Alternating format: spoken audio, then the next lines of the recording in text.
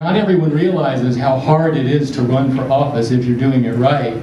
And I just wanted to acknowledge all the hard work that both of you have put into this. And it's a testament to both of you as candidates that you made it out of a six-way race to be in the runoff. So good for both of you. And so we will try to proceed.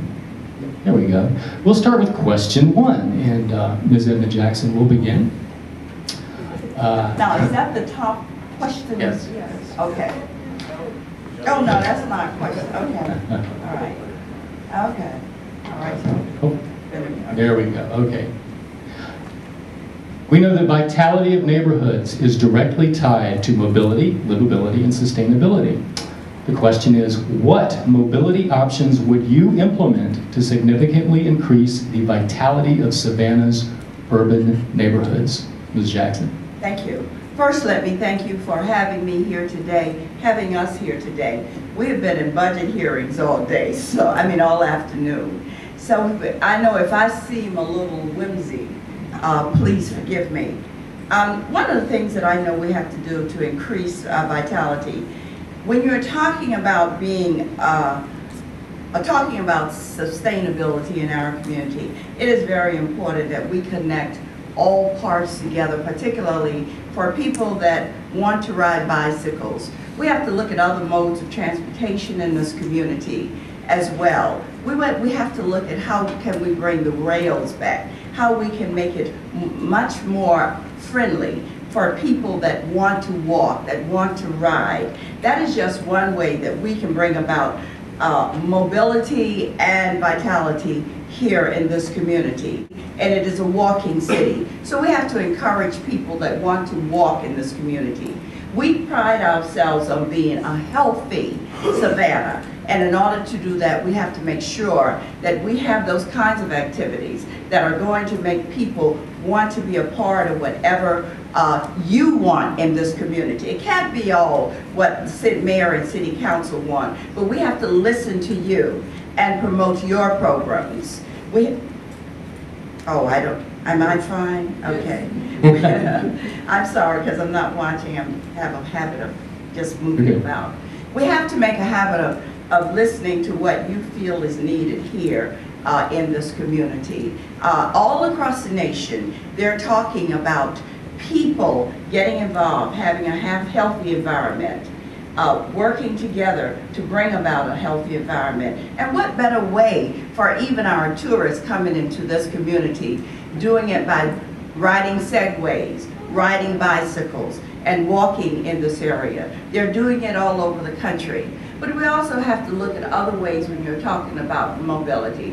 When I was in Atlanta about a month ago, we met with Secretary of State LaHood, and one of the things that he talked about through the American Jobs Act was bringing rail service. What does that do? That create jobs in this community.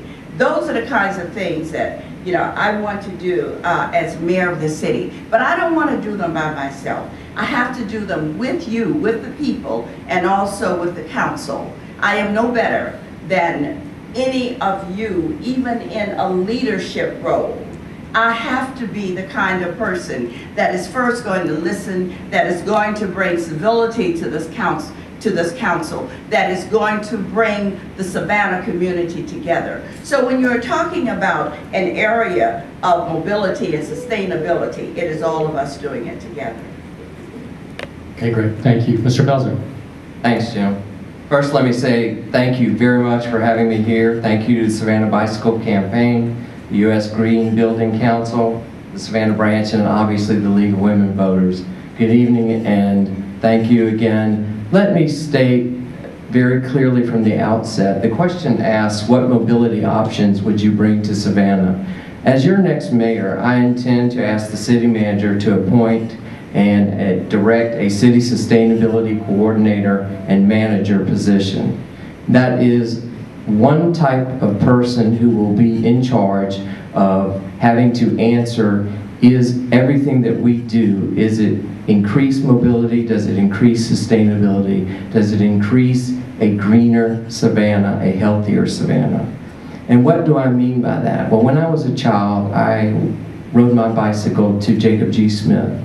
I rode my bicycle from 66th Street to Jacob G. Smith, which was across Abercorn. I met Pawnee Sigmund, and we rode together because her mother was a teacher at Jacob Smith, and we rode down Habersham, and we made a right-hand turn, and we were there. It was our neighborhood school. It was really a great experience to be able to do that as a child. And I think my father did it with me for the first couple days to make sure we understood the route. But after that, we were on our own, and it was truly a fantastic experience. And that's the way children get exercise, children learn all about mobility, and they get out of the cars and into the streets, and they get to observe nature. And it increases having a healthier Savannah, which I'm obviously in favor of. As your mayor, I will work for complete streets. I want sidewalks, bike lanes, and of course they must be safe. Paradise Park is an example of a neighborhood where the children have to walk in the street. They haven't had sidewalks. They have no sidewalks. They need the sidewalks. The bike lanes need to be complete routes. You need to be able to get completely from east to west on a bike route, completely from north to south. That's how you make the city connective. That's how you have context-sensitive design within your city. And also, obviously, I'm in favor of safe routes to school. And you know, it's something that I've talked about, that I did as a child, and I want to renew that in our city and bring it back. Let's get that back at the very basic level. It's easy to talk about big, flowery mobility questions about high-speed rail and other things, but there are things that we can do here now in Savannah in this way, in our streets. We can get this done. And as your mayor, I look forward to getting it done for all of us, because I believe that my vision as a just Savannah includes what we've been talking about, a healthier Savannah, one with mobility and sustainability for your children and your grandchildren. Thank you. Great, thanks. Okay, we'll move on to question 2, and Mr. Felser will begin with this one. This may take me longer to read than for the candidates to answer, okay, but I'll go for it anyway. The U.S. Green Buildings Council's Leadership in Energy and Environmental Design, aka LEED program, is an internationally recognized green building certification system. LEED provides building owners and operators with a framework for identifying and implementing practical and measurable green building design, construction, operations, and maintenance solutions. The question to our candidates tonight seems like a simple one. Feel free to elaborate somewhat. The county recently adopted an ordinance requiring all major renovations in new buildings to be LEED Silver certified. Would you support a similar ordinance in the city of Savannah? Mr. Felser? Yes. The answer is yes. I would support it. I think the county, for once, took a step ahead of the city. But I can tell you that we have been headed in that direction. You know, we have sustainable Felwood. We have watched private development that Martin Malaver has done out at Abercorn, out where the bookstore is now gone, but out where, you know, Home Goods and that shopping center is. And the concrete that accepts the water, the collection of the rainwater, everything that is done in that shopping center was done from a sustainable aspect and done correctly and with LEED certification. And I think I would encourage also the Board of Education to adopt a similar policy, to have the schools include LEED certification in the new schools that they're building. We need to make use of our sun. You know, when I went to the festival, the food festival, and saw the young gentleman who was just using a solar disc that he had put together and saw him cooking on it right in front of our eyes. We have such a powerful, powerful environment that God gave us. We can use it, it's sustainable, we can keep it, and we can thrive and flourish. So I absolutely would support that and would make sure that should be able to happen within the first year. Thank you. Great, thanks. Ms. Jackson? Yes, definitely I would support a LEED silver certification here in our city. And I think we've made our efforts to be first in doing some of the LEED projects here in this community.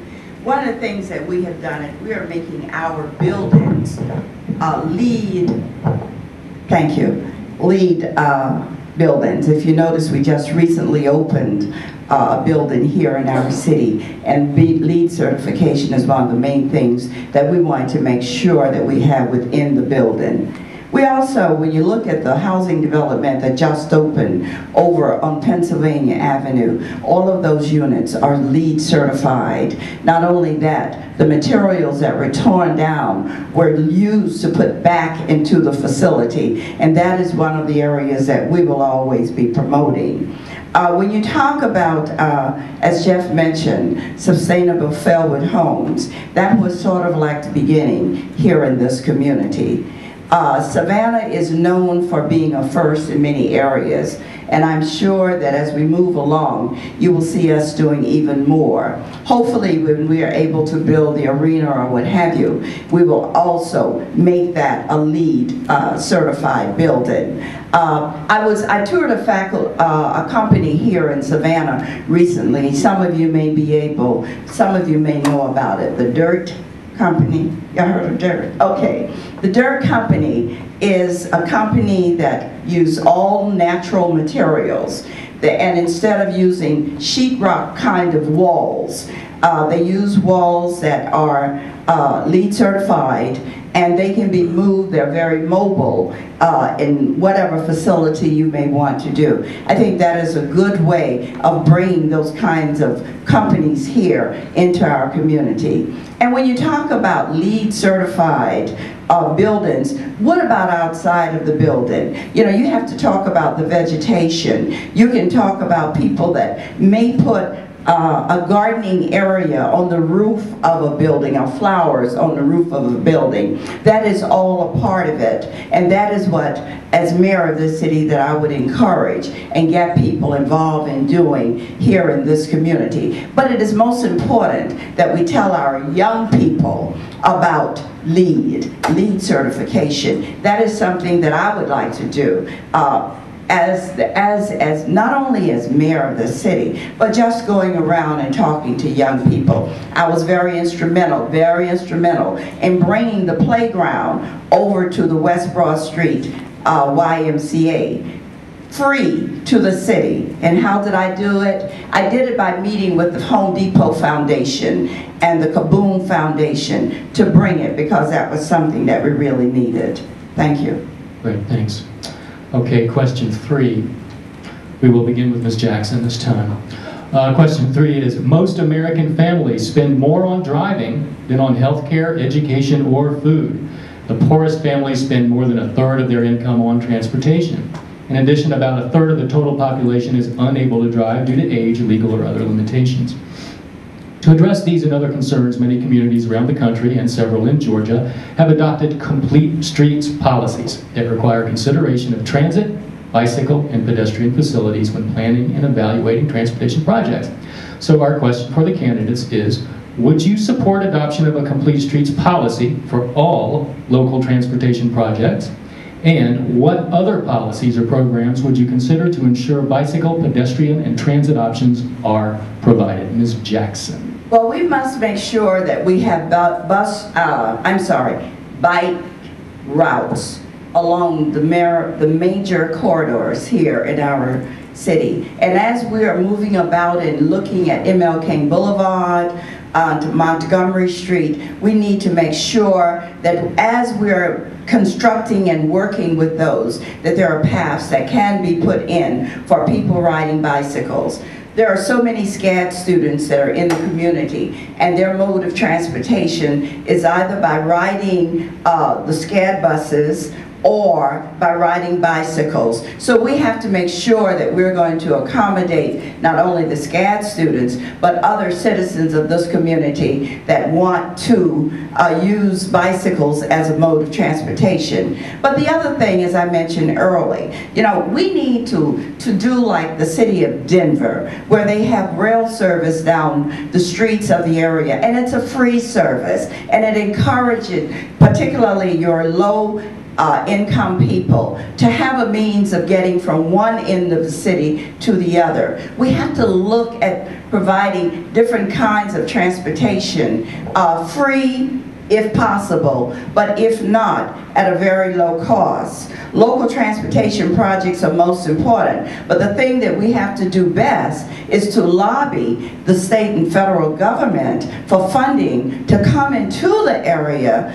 Take, for instance, President Street. As you recall, when the stimulus money was sent in, they sent it to Washington, D.C., to Atlanta. The funds never came down to Savannah in the transportation area. We need to be there lobbying in order to make our streets safer for bikers, for walkers, for people, any modes, the segways, any more mode of transportation. And, you know, there are going to be funds that I plan to lobby for through the American Jobs Act, because one of the main components is transportation.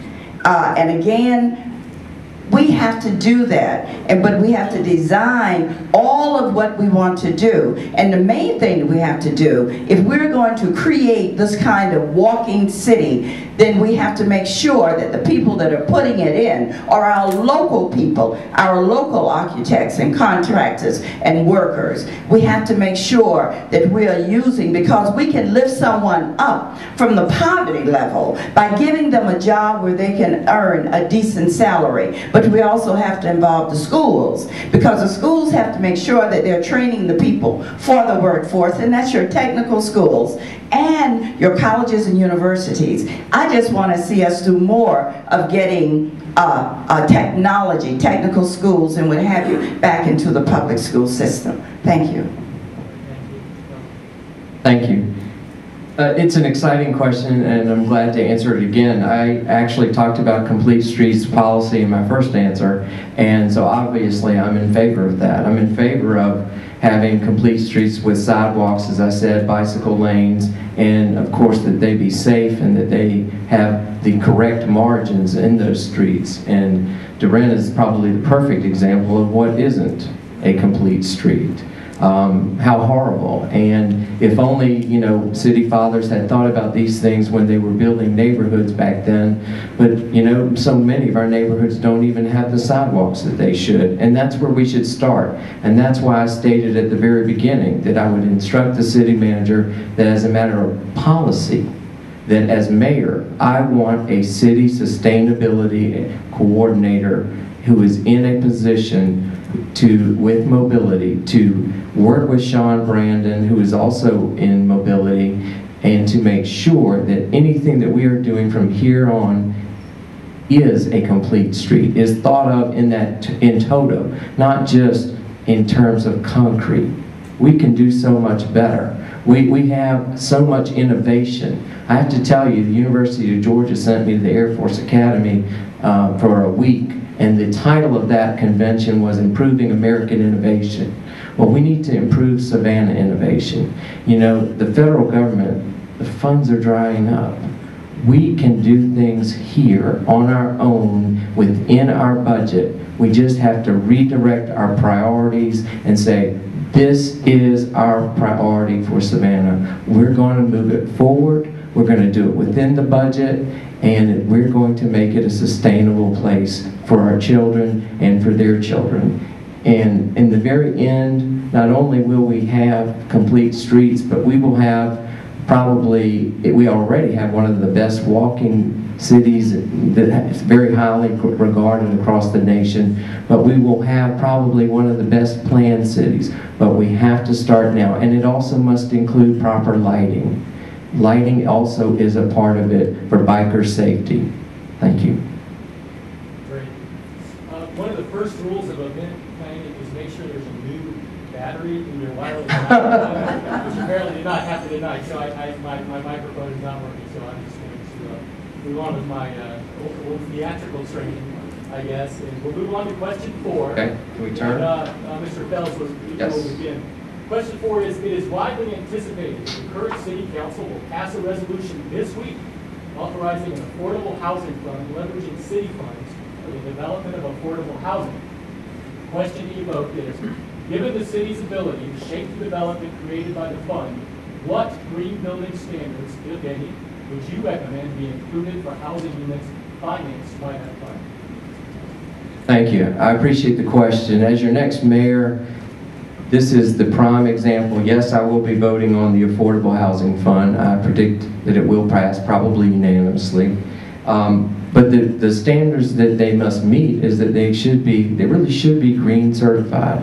And I'll give you the perfect example is when I walked in with the senior citizen who was relocated in the 3rd district from the old Strathmore to the new, and we walked in and there were so many features that were green and sustainable. The thermostat in her apartment. She was learning an entire new way to save energy and to regulate the thermostat and what was necessary and what wasn't necessary and the types of windows that she now had and just everything. So that is the type of good housing that can be affordable. You can have both. In fact, we must have both. It must not only be affordable, it must be green, because you know what's good for one is good for all. I want to be the mayor for all of Savannah, and whether you're poor or rich, you deserve to live in a sustainable green environment. It's right, and that's what I'm going to be for. Thank you, Ms. Jackson. Yes, I will be voting positively for affordable housing because it is needed here in this community. The City Council, Mayor City Council has done a lot for affordable housing in this community, but we also need to make sure that these units that we will be building are green certified. Not only that, through the Sisters of Mercy and other groups that we have partnered with, we need to make sure that they are building green certified properties. But everybody, let me tell you, let me regress a little bit. I grew up off of M.L. King and Gwinnett Street, and Bolton Street, in a little house with my grandmother and my sister that had no indoor plumbing. And when I tell young people about that, they can't fathom that. But we had neighborhoods back then. Back in those days, the streets of Savannah were not paved. We had lots of dirt streets. But my grandmother was the kind of person that always made us feel like we were the best in the world and we could do whatever we wanted to do. That is how I want our other young people that are coming about and moving about today to realize that no matter where they are, that they can live in an environment that is clean, they can live in an environment where they can be safe, they can have a house that won't be called a project, but public housing, a house that they can be proud of. So when they move on, they know that they can move on and become young, productive residents in this community. The green building standards must be used in building new housing in this area, not only for affordable housing, but also for housing of those people that want to spend $200,000 and $300,000 to do so. We have to be ones that will have to encourage them to seek out and be green, even if it costs a little bit money. You know, when years back, you didn't have air conditioning. Now people can have air conditioning in their house, and they can be, their houses can be kept clean. People act differently when they find that they're going to be in a place that they can live in and they can be very proud of and they will take care of. So that is why we as members of council, and I say we because it is not about the I, it is about the we, the mayor and council working together to do whatever we have to do, because no one person can do anything. It takes the majority of people working together to bring about it, and to bring up, to create this funding, and to make sure that everything that is being built is green is something that I will fight for with this council, with the administration, and with your help, we can be very successful in doing whatever we have to do. Great, thank you. Okay, question 5. Ms. Jackson, you will begin with this one. Question is, many high-speed, high-traffic roadways do not provide safe pedestrian or bicycle access. In these situations, the safest option is often a greenway, completely separated from the road. However, some residents along proposed routes do worry that these facilities will promote crime or decrease property values. At the same time, studies show that perceptions of crime are largely unfounded and that property values along many bike paths have actually risen. So the question to you both is, How would you, as mayor, support development of greenways, such as the Truman Parkway Trail, in light of these concerns?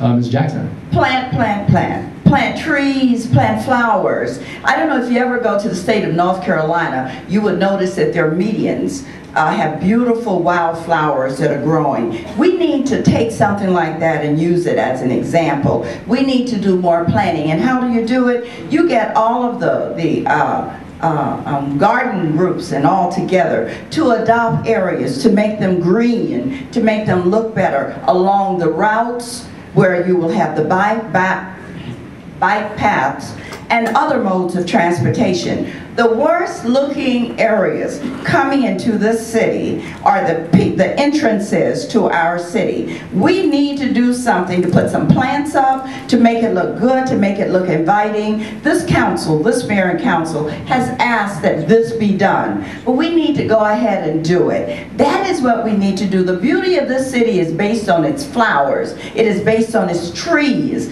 and we must preserve it and plant more. So if you are going to talk about trails and around this community, we need to make sure that it's beautiful and green. The worst looking area, and I brought this to council, is right now is Victory Drive. The state came in, they did the cuts, they dug up all the beautiful azaleas, and look what we have now. We have gotten them to trim the palm trees, but we have to revitalize that. That is what we have to do in this community. And if it means spending money to do it, then I'm in favor of us doing it. Because cars running along and bike paths, if we show that greenery, people are going to talk about it. We are the urban forest. And that is what we have to remain. But again, you know, we can call on you as the garden clubs or neighborhood associations or what have you, just to take a portion of it and make it beautiful. You know, you can have contests or however you want to do it,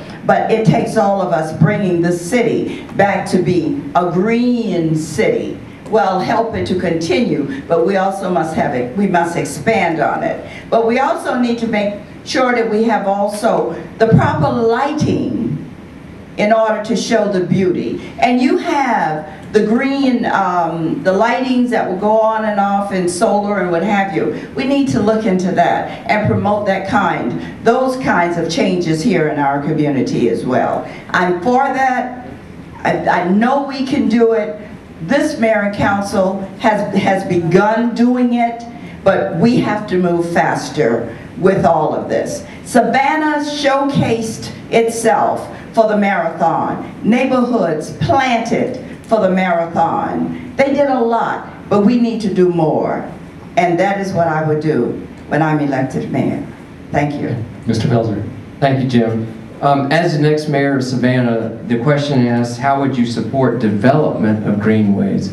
Well, the first way to support the development is to make sure that the city manager understands that it is the policy of the mayor and the council to establish neighborhoods connected with greenways, and to also know and give that same communication to the chairman of the county commission and hope that they would embrace it, and to ask the governor to embrace it, and to ask our United States senators, and to continue that network. That's what a mayor should do in order to promote the policies of supporting the development of greenways. Because in Atlanta, under the Gold Dome, trailways are constantly being talked about, but we need mayors who go up there and support it. And we also need the MPC. The city manager needs to be instructed that when she's a part of the MPC and when she's at the MPC, to let them know that when communities are being developed, that we want blue-way, greenway connectors, such as where the Springfield Canal project is, that could be a perfect community connector to neighborhood schools and a greenway. There are many ways, but the MPC has to get in tune with where we are in our policy. And as mayor, that's what I would do, is communicate and make sure that our council was on board with it, our city manager was on board with it, and take that to the county commission, the MPC, the senators, and as far as we can go, we can be an example. And it's time to shine. Thank you.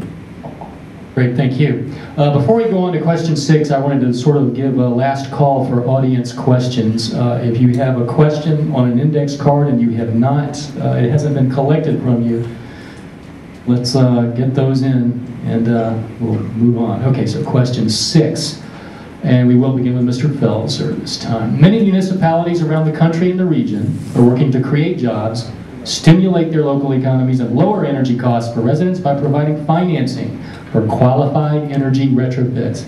You don't have that one, Ms. Jackson? Well, unless I covered it. Oh. Okay. But that's okay, I'll listen. Yeah, there you go. In Georgia, Atlanta's SHINE program, Decatur's WISE program, and Tybee Island's fledgling lending program represent 3 examples of allowable retrofit financing from municipalities. So the question to our candidates is, as mayor, would you support city-financed retrofits?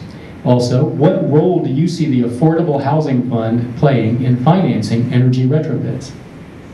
The answer is yes. As mayor, I would support city-financed retrofits, and I can think of one of the perfect examples to partner with would be myself having been a 25-year member of the Historic Savannah Foundation. Why not ask the Historic Savannah Foundation, as it's taking old buildings and restoring them and reusing them and renewing them, to make those retrofits also? They should be qualified energy retrofits.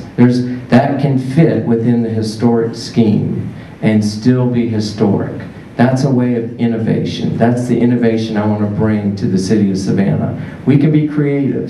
Some people call it thinking outside the box. So everybody has a name for it. But what it means is thinking of ways to do things that you never did it before, using science, using technology, and using a group of people who bring everything to the table.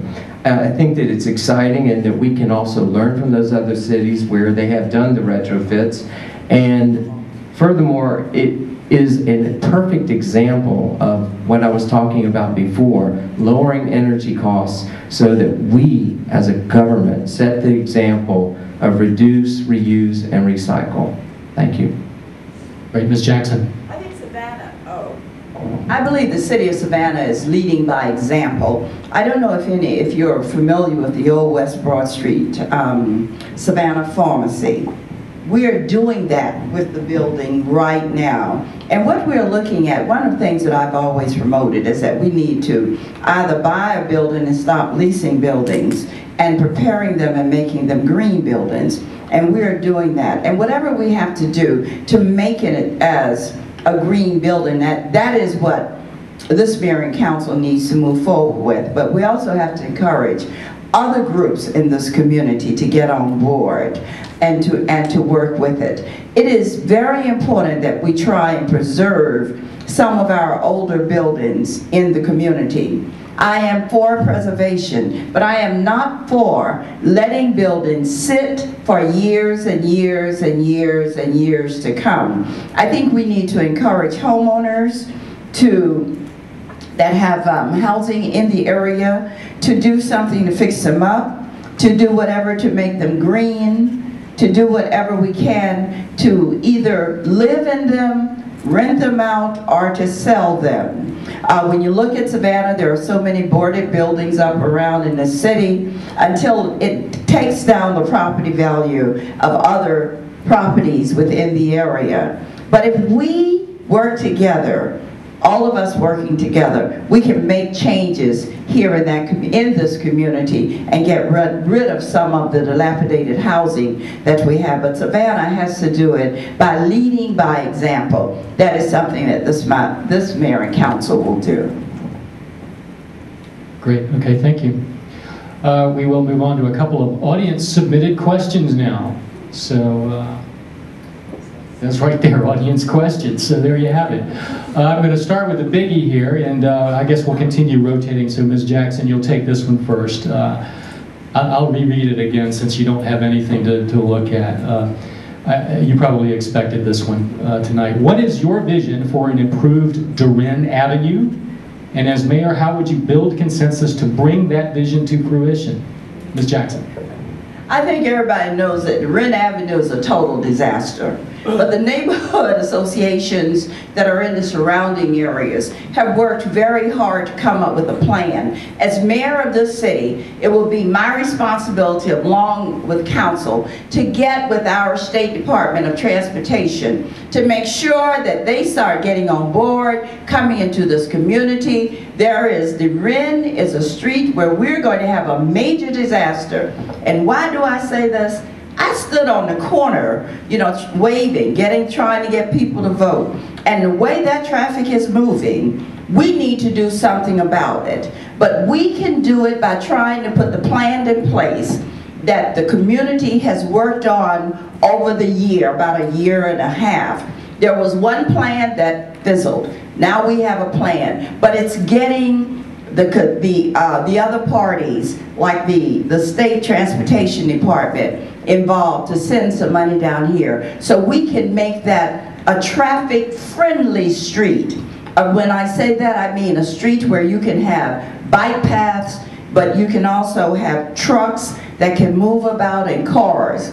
One of the worst things that I saw the other day was an ambulance trying to move through the traffic at 5 o'clock in the afternoon, trying to get to the hospital, and it was virtually impossible for them to get through. So we have to take a hard look. But I think that what I see is that we have got to put the pressure on our state officials and federal officials to come down here and give us some help in order to redo the Wren. The Wren it's just impossible to say what can happen on that area. But if we are all sitting at the table and working on it together, our state officials, our federal officials, local government, be it schools, county, or city, I'm willing to take that leadership. I'm willing to work with that, to move us to do something about all of that traffic that is moving along the Wren, but also beautifying the Wren and making it what it can be when you're talking about a city being a green community. Can I ask you what the second part of it was? I understand. How would you improve Sure, the Wren? I'll reread it. I'd be happy to. What is your vision for an improved Wren Avenue, and how would you as mayor build consensus to bring that vision to fruition? Excellent. Well, first of all, as mayor, I would seek to bring each and every new member of council up to date on Project Wren. I think we would get a briefing, first of all, from the city manager. Project Wren is the product of a long-standing process of many charrettes that were held throughout the communities and neighborhoods, all up and down the Wren corridor and even beyond. And what that project came out with, and it is actually entering, you know, maybe stage 1.5 basically. But what it did is that we have now able to proceed with a plan that will have some of the traffic coming off of Wren and going around and being pulled off of Wren if the federal government will proceed to give us that relief, which it does involve some differentiation with regard to the gate management at the base. And that is in part where it is hung up slightly. There's been a change in command, and I feel that if we get not only our governor and our United States senators, we'll be able to get that out of Washington. I feel very confident about that. Having been an intern up in Washington, I know it's the squeaky wheel is going to get the grease, and I don't mind squeaking for Savannah. And it goes even further. The consensus building about Wren is going to be following through on that project and making sure that when the buyouts come for people's home, that they get fair market value. If we treat people fairly and make sure that they know what is happening, that they're well informed, if we communicate with them and not for them, and if we plan with them and not for them, and make all of our citizens part of the process, we will be able to move from phase to phase and make Durand possible. This is why I have testified twice against LNG coming down Durand, because we are trying to make Durand safer, more sustainable, and green. And LNG in the middle of Abercorn and Durand would be an even bigger disaster. I have to tell you, we did do ambulance preemption, and I think the devices are working, so if it wasn't working that day, we need to check into that. But that has helped with that aspect of it. But it's true, when the cars are clogged up, we need to also see if we can get the hospitals to consider a park and ride, park and shuttle. There has got to be another way rather than having every employee come down to Durand. And why not ask them, why not give them an incentive to make it happen? That's what I'm talking about in Savannah, being innovative and going forward with Felser. Thank you. Great. Another audience question, and Mr. Felser will alternate and start with you. This is sort of less a question than a rant. That I think I'd be interested in both of your responses to this. And here's the rant: is it truly necessary for downtown Savannah to have at least 3 bus systems with overlapping routes, extra noise and pollution? This on top of all the tourist buses and tourism vehicles. A fair rant. And Mr. Felser, what's your take on that? It does seem excessive at times. I have to tell you, it does. However, we have different needs for different people. We have a very vibrant college, SCAD, and what we really need is to ask Sean Brandon, who's our transportation coordinator, to see if we can do any merging, if there can be anything that we can do jointly with one of the other systems. And also, as you know, the ordinance does limit the number of big charter buses on the square at one time. There needs to be a little bit better enforcement. And with regard to the buses, I think a little bit better timing will make it not appear to be so congested with buses. I understand the rant. I work downtown. I have a business downtown. In fact, I have I'm a small business owner and an attorney, as well as I have an antique and collectible booth at Wright Square Antique Mall. And sometimes the fumes can overcome you. So I understand your rant, but all I can say is, let us work together. Let's turn that rant into positive energy. And that energy can come about by bringing us all together, perhaps having 1 or 2 cohesive transportation systems. And certainly I think that is doable, and I think that Sean is a very bright young man, and he has that innovative concept in him, and I'd be proud to help him out with that and work with the city manager to do just that. Great, thank you. Ms. Jackson, shall I repeat the rant for you, or do you have a good handle on it? Okay. I believe I understood I understand what you said. 3 bus systems. One is a free bus system. One transports people back and forth to work, for those that work down in the downtown area. The other one, you have your SCAD bus system that is moving the students back and forth through the city. Maybe there should be some kind of coordination of all of that, of the 3 groups getting together to see what we can and cannot do. I have seen the traffic in the downtown area, but that is something that we have to sit and look and talk about. I agree with Jeff. Sean Brandon is a young man, a biker. He rides his bike all of the time. And he's one that is amenable, a young man that thinks, of how he can improve his area. And I do believe that it's something that we can bring to his attention and work with him as well as residents in the area to see how we can stop some of the congestion. Tour buses. There are rules and regulations that govern tour buses. They are not supposed to be going around the squares. Yes, I've seen them easing around the squares as well. We have to do a better job of monitoring the buses that are coming in and out of our city. They're supposed to use the side streets, not go around the squares. We used to, in the past, and hopefully we can let our staff and our city manager know that we want a closer monitoring of it, because people will take privileges, and even though they are given the rules and regulations, but if they're not fined or they're not told that they're doing something wrong, that they will continue to do. Not only am I concerned about that, with the tours, I've been working very closely with some of the walking tour guides, and they have complained about some of the trolleys that move about, and there aren't supposed to be 2 and 3 trolleys on a circle at the same time. We need to sit down with not only the trolley drivers, but also the walking tour guides to see how we can come back to the rules.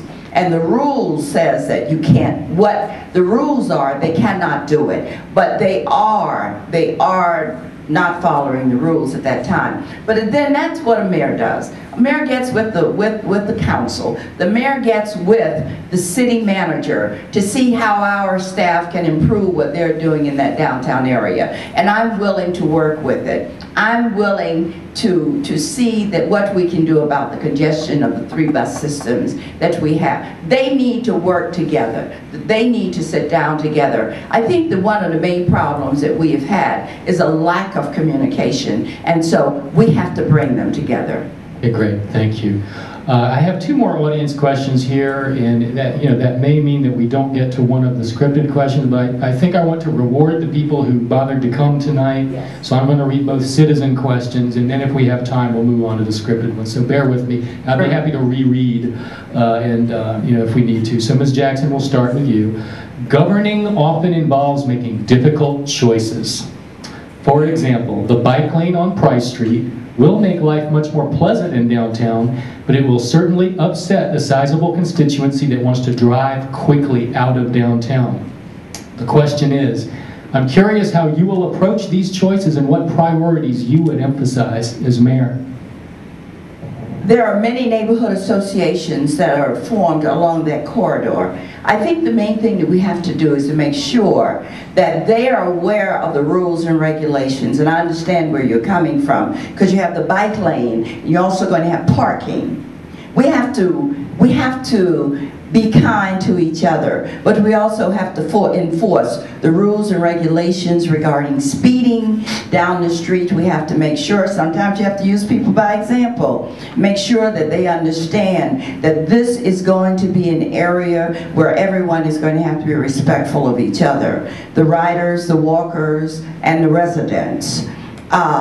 I don't have a plan that I can tell you exactly how we're going to do it, but what I would like to see us do is get some of the business people from the downtown area that may be moving to the south side on that road, the residents in the area, bikers in the area, and let's sit down and let's see what will be workable for all of this. That is the role that the mayor and council can take. That is also a role that our staff can be involved in by getting us all together. Okay, great, thanks. Mr. Felser, would you like me to reread the... Sure. Okay, there you go. Governing often involves making difficult choices. For example, the bike lane on Price Street will make life much more pleasant in downtown, but it will certainly upset the constituency that wants to drive quickly out of downtown. The question is how you as mayor would approach such choices and what priorities you would emphasize. My priority and my plan is this. It's already in existence. Slow down, Savannah. It's very, very simple. They need not make this a roadway. If they do, we're going to ask and by that I mean the speedway. If they do, I'm going to ask the chief of police through the city manager to be enforcing the law, exactly the traffic laws, but not only that, we are instituting traffic calming devices throughout the city of Savannah. And if need be, those devices can be implemented on that street to slow the traffic down, because we don't want to have created one good thing and then have it lead to a bad result. And most importantly, going down that street, people need to just take it easy because lives can be lost. There are a lot of people in and around the churches there. There's some historic buildings that people are walking around and taking pictures of, and we're just going to have to make sure that it's just a matter of traffic enforcement, because we're happy with what we've created. Now they have to abide by the law and just take an extra few minutes, turn on the music, and get home safely. Thank you. Okay, great, thanks. One more audience question. This one's a little, I may need some help from some of the bicycle people here to fill in the blanks. Maybe you will too, I don't know. Mr. Felser, we'll start with you. The question is, New York City plans a 10,000 bike sharing short-term bike rental program. So the question is, how could Savannah get such a program? I wish I could explain that program more to you, but that's the first I've heard of it. How about this? One thing I've learned in life is you don't have to reinvent the wheel. If New York City has it, then we should be able to pull it up on the internet, get on the phone, and talk to them and get the means of what they did, how they did it, put it into place here. It's obviously a much smaller city, but there's no reason why we couldn't have a bike sharing type of rental situation. And also, there's also no reason why we can't have refurbishing of bikes for the poor and the underprivileged. I really think that, you know, it's a shame if a child doesn't have a bike and can't get out and get around the neighborhood and see life from that level of nature and the street. And I can tell you, I have to go one step further with that. The mayor placed me on ACAT, which is the Advisory Committee on Accessible Transportation. I'm also very interested in making sure that those who are physically challenged and those who are challenged with sight can get around as well too. And that means accessible taxis and accessible transportation for them as well. They're citizens, they're people, and so I'm very attuned to that. So I would be very happy to include such a program for bike sharing and rental. If it's working in New York City, it certainly can work in Savannah. Thanks. Okay, great. Ms. Jackson, bike sharing, what do you think? I would be very interested in talking to the person who submitted the question, because it sounds like a very interesting project that we can bring here to our community. I can't tell you that that I know anything about it, you know, and I can't promise that I can do anything about it other than trying to seek out information. And that's where whomever that resident is now can help us to get the information, and maybe we can get integrated into what we want to do here as far as bicycles are concerned. Now, you know, well, I can see us trying to involve small businesses, particularly those that have bike shops, to look into doing something like a bike sharing and rental project here in our community. That may be a way that we can work out together. But I'm not that familiar, so I don't want to tell you I can do something other than try and look it up and get more information on it. You know, Jeff mentioned something that was very important, and that was the people with disabilities. One of the things that we also have to be very much aware of is that we have a deaf community here in our city. And one of the most challenging things that I have ever done was to be deaf for a day. And I saw what people experience as a result of that. And I know that we have to do some more things here in our community. You know, the other day when the sirens went off, can you imagine that they cannot hear the sirens? Remember when they did the test the other day? We have to find a way of being more customer friendly by having maybe blinking lights or doing something. The street cuts that you see, those are as a result of us going to Denver and looking, and we saw how they did their curved cuts. And we said, you know, we need that in Savannah, particularly, as Jeff said, for those that are disabled. So to answer your question, I will seek and find, but I would love to talk to whomever is in here that submitted that question. Okay, great. I think we all probably want to wrap this up, but I do think we need to get this question in at the end, the T-Splost question. Okay, I know everybody wants to hear your take on T-Splost, so Ms. Jackson, we'll start with you, and I'll read the question to you. The Transportation Investment Act of 2010 created 12 special regional tax districts in Georgia to generate funds for transportation projects. The Act also created a discretionary fund for local transportation projects within each region, which voters would have to approve by referendum next summer. A number of transit, bicycle, and pedestrian projects including a Savannah-Whitmarsh bikeway and improvements to West 52nd Street, are included on the draft list for Savannah-Chatham County. Question to our candidates: do you support this transportation funding mechanism, A? And B, what additional projects would you like to see to improve mobility options for Savannah residents and visitors? Ms. Jackson.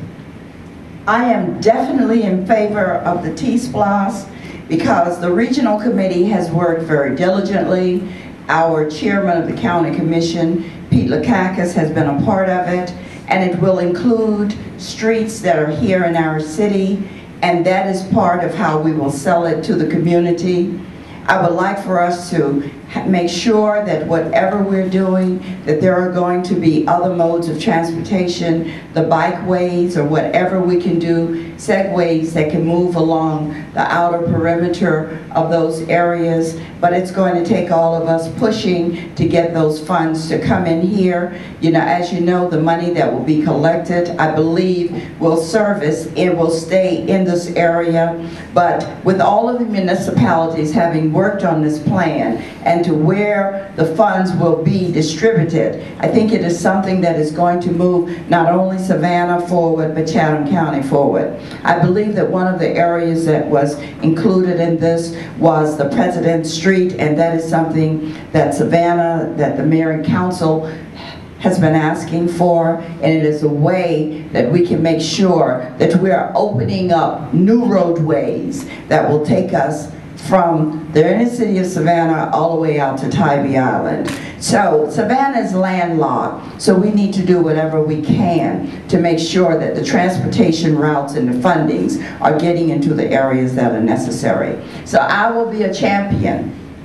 I will be a champion for the T-SPLOS, as I have for the SPLOS, the E-SPLOS, and, you know, various other programs. And I wasn't a champion because I wanted to be mayor.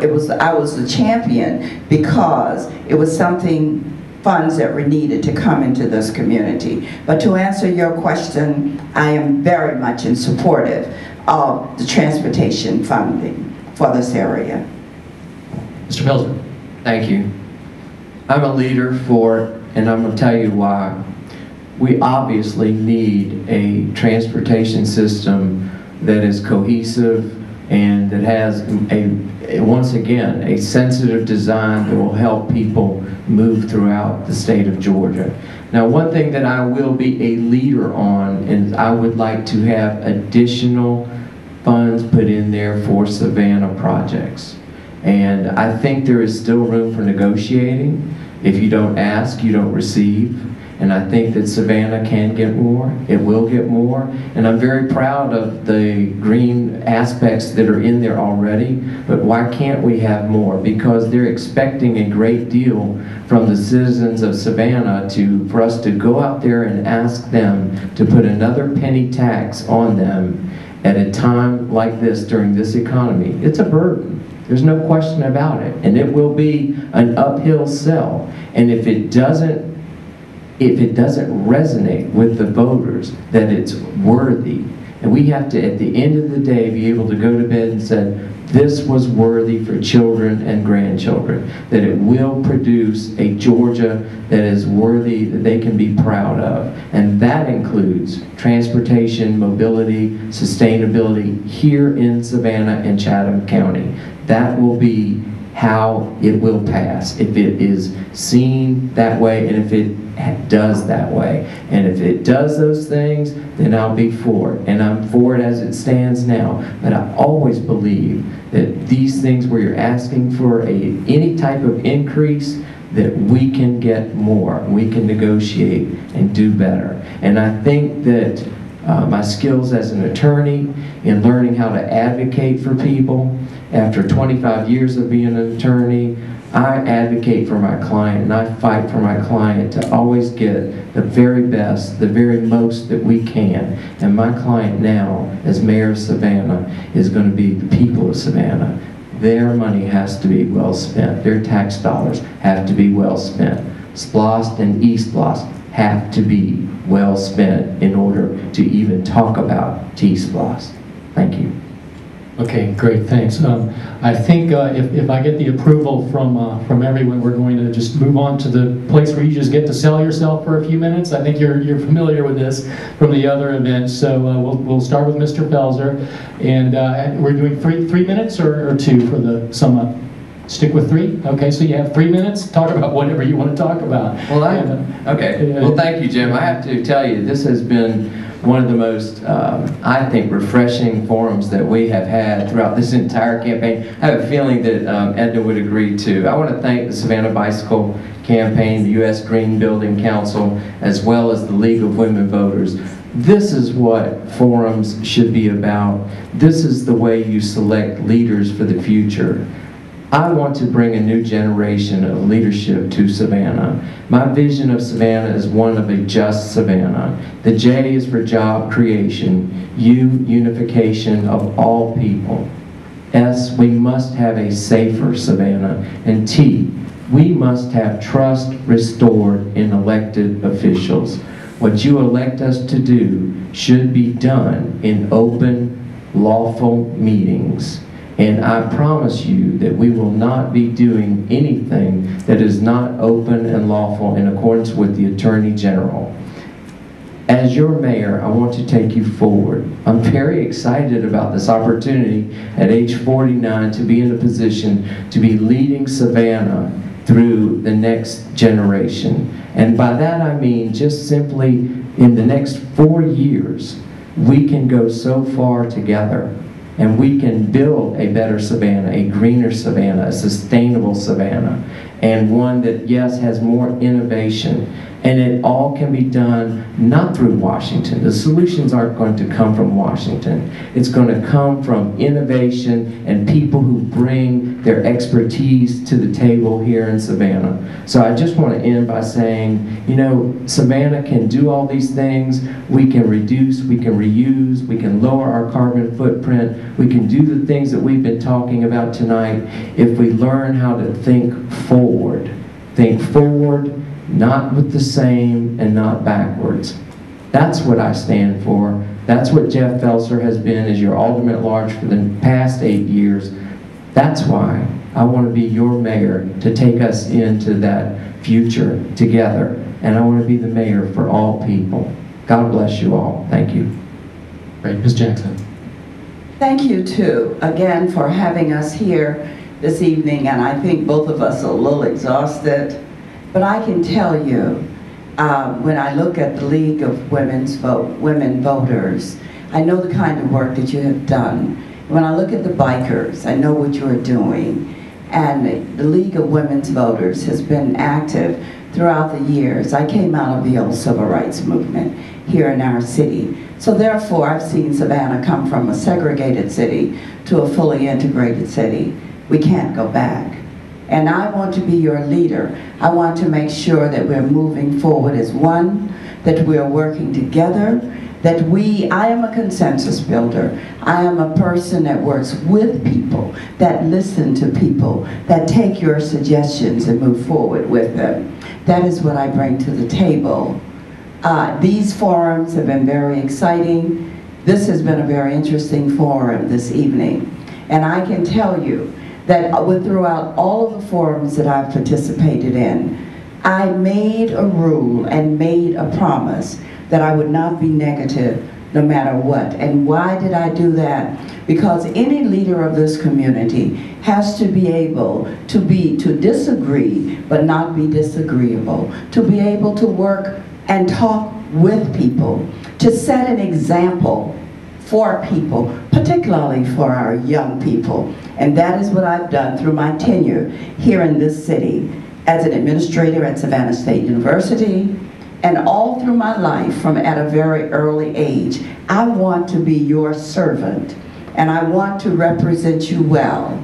But one thing that I've always said to people, when I am your servant, if there is something that you see that you didn't like, always let me know, because I am not perfect and none of us are perfect. And the only way that we can build Savannah together is to be able to talk, to accept criticism, but also to work and see how we can resolve the problems of this community. Savannah needs to move forward, and we are going to move forward. But I can't do it without your help. I need your help. Please, if you go to the polls on December 6th, vote for Edna Jackson, and I can tell you, I will make you the kind of leader that you can be proud of, because you have to remember that we are now global. We're not sitting in a little silo all by ourselves. We are a city with lots of people that are very diverse. But when we all come together, it is about Savannah. It is about us being the hostess city of the South. We can do it together, and we can even make it better. And we will always be #1. Thank you very much for this evening. Great, and let's hear it for both of our candidates. Thank you to both of you.